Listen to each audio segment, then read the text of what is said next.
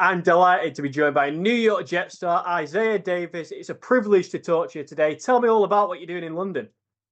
Man, we're doing a whole bunch of stuff. The main thing we're focused on is helping promote and launch women's flag football. We were in Ireland a couple of days ago, and now we're in London doing it for the third year. I believe we have around 300 girls across London, and I think 2018 as of now we're trying to get four more. So it's been a special trip, and I'm blessed to be here. I can imagine, and I know that you grew up playing a bit of flag football, so it must throw you back to those early days of you playing the game.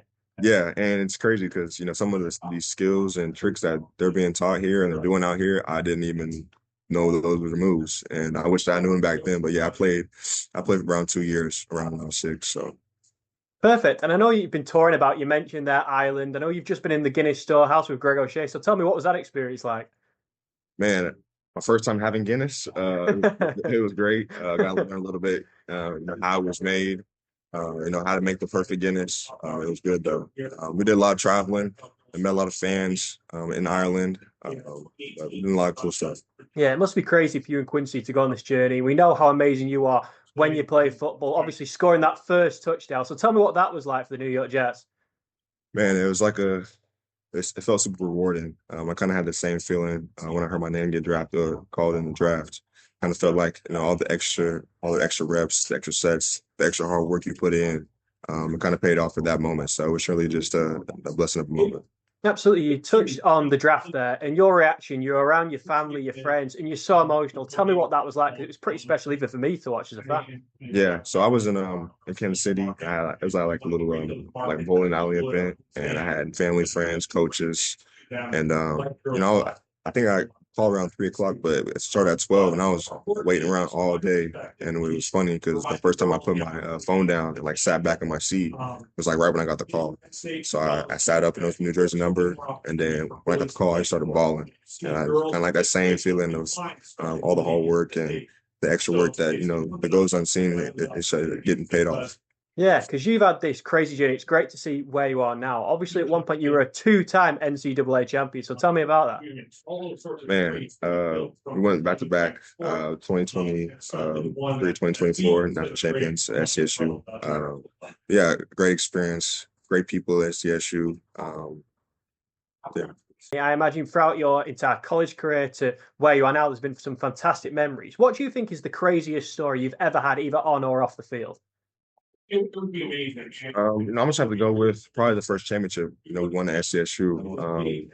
Then that was the first time for our school in history. Our second time going. We went my freshman year, and we fell up short with like 17 seconds left, and they scored.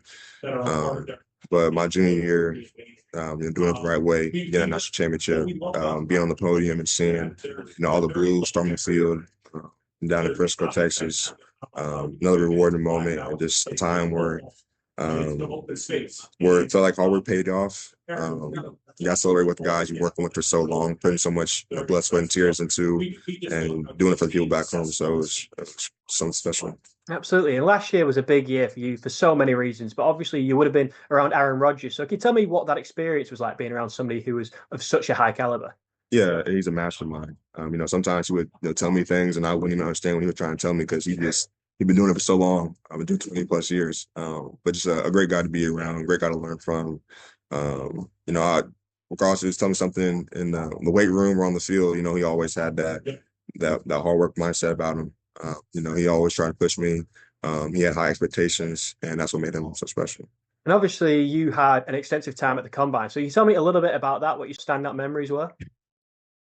Yeah, I also like one of my memories is being on the 4 yard dash line, and everyone knows like in the NFL and back in the States, like the 4 yard dash is like the main event at the combine every year. And getting in my stance and kind of looking up and just seeing like 3 rows of cameras on each side and the 40 yards, and it was just silent. And just know like this is my time.